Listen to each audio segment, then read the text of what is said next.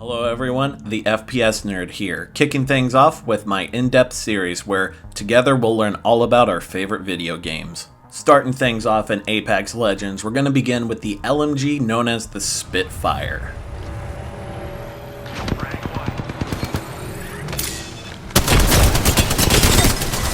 Got him. Good game.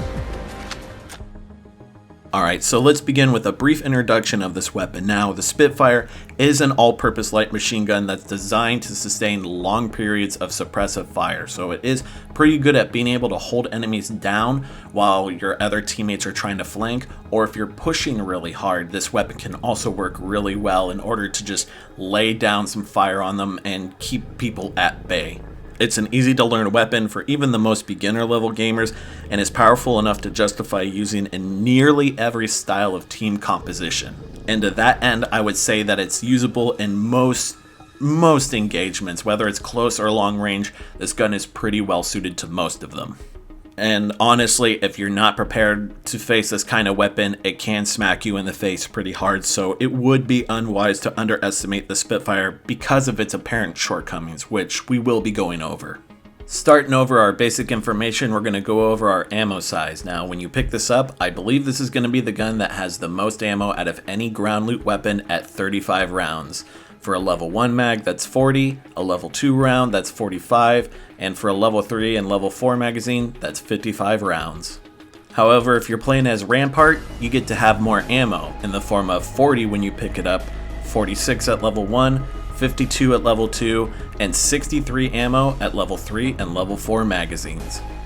Starting off with our damage profile, we have a headshot damage of 38, a body shot damage of 19, and a limb shot damage of 14, which is mostly standard for heavy weapons in this game. Next up, we have the low profile damage numbers, which is for characters like Wraith and Pathfinder who have smaller hitboxes. And if you hit him in the head, that's going to be 40, and if you smack him in the chest or in the limbs, that's going to be 20 damage apiece. And finally, we take a look at the fortified damage numbers, which only count for Caustic and Gibraltar. And if you hit him in the head, that's 32, in the chest, that's 16, and in the limbs, that's only 12. So you're going to have to lay down a little bit more when you're fighting against these types of characters. Let's look over its recoil properties, and the recoil moves in an S-shaped pattern that turns more sharply the higher level barrel you have equipped, surprisingly, so you want to be prepared for that because it will take you off guard. But after its first climb, it has a rough hook-shaped pattern that doesn't have much distance between each bullet. And as you can see to the right, I have recoil plots for each style of barrel that is equipped to it. Next, let's move on to our time to kill profiles, and I am basing this number off of two things. One, the absolute minimum amount of time it takes to kill them, and two, if you're only hitting them in the chest. I'm not counting this towards limb or head, so you'll have to guess those numbers differently accordingly. If you're a headshot god, you'll melt them like instantly, but if they're not wearing any armor, that's going to be 0.58 seconds. If they're wearing level 1 armor, that's 0.93 seconds.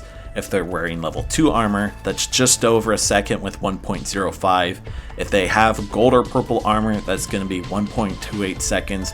However, if they have the level 5 armor, which, let's be honest, they probably do, it's going to take about 1.40 seconds. So just under a second and a half at the minimum to kill them.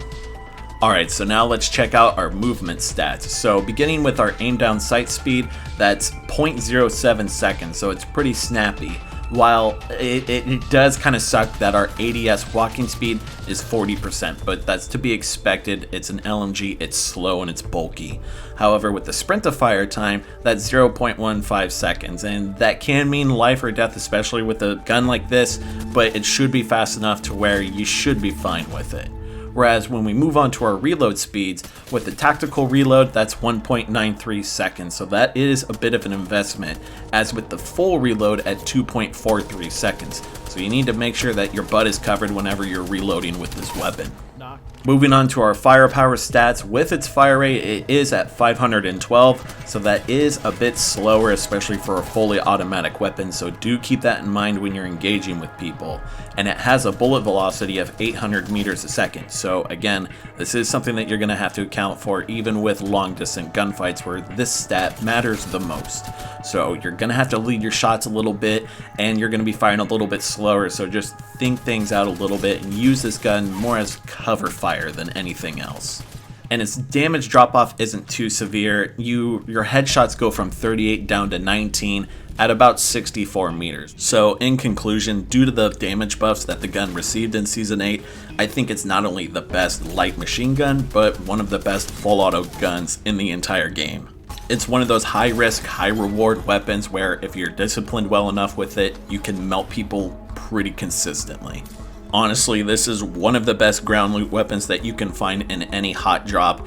I would pick it over something like the R99. Granted, I'm not that great with my recoil control, but with a weapon like this and I'm landing with like 3 or 4 other people, I will always depend on this to help me at least get a couple kills. And that's going to be it for my first episode of Apex In Depth. Let me know what you think in the comment section down below and what kind of subjects you'd like to see me cover next. Anyways, I'm the FPS nerd, you all have been wonderful, and I'll catch you on the flip side.